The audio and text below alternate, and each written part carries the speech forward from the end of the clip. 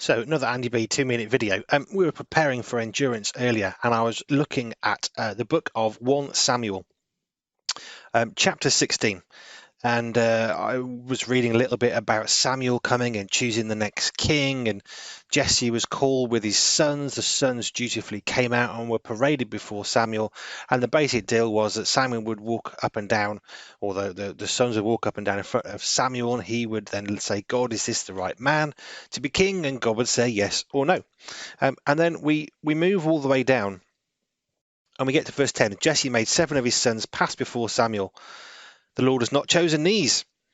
And then Samuel says to Jesse, are all your sons here? Jesse then says, yes, there remains yet the youngest, but behold, he is keeping the sheep. And Samuel said to Jesse, send and get him, for we will not sit down till he comes here. And he sent and brought him in. Then that's David. And Samuel had 2 options. Either he could have a little bit of sweat on his brow and think, well, I kind of figured this is what God said to do, but yet I don't know this is right because, well, these ain't right. And he sees some of the sons and thinking, well, they look like the perfect king. They're tall, they're big, they're rugged, they're kingly, they're manly, and all this stuff that he may have thought. But God has a different plan. And what's been striking me as I was looking at that earlier, as a little bit of a quiet time I had earlier today, was where is it that we're looking at a situation and saying, well, I think God wants me to do something, but it needs to look like this. If it doesn't look like that, then it can't be right.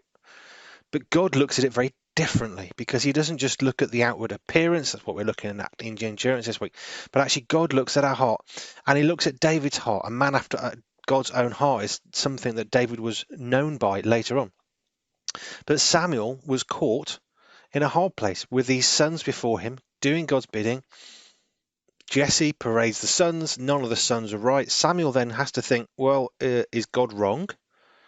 Because these look great, but God's saying, no, there's somebody better. So where are we thinking in our lives? Well, I want to do this, but we're looking at the situation through human eyes, using common sense, when that really is not the point as Christians. Actually, we need God's sense. We need to say, God, what is it that you want us to do? What are you calling me to do? And obeying God, regardless of the circumstances, not blindly charging in like an idiot, but biblically, prayerfully, wisely treading forwards, but treading forwards with boldness and a surety that if we're walking with God and it's God's will, it'll all be good.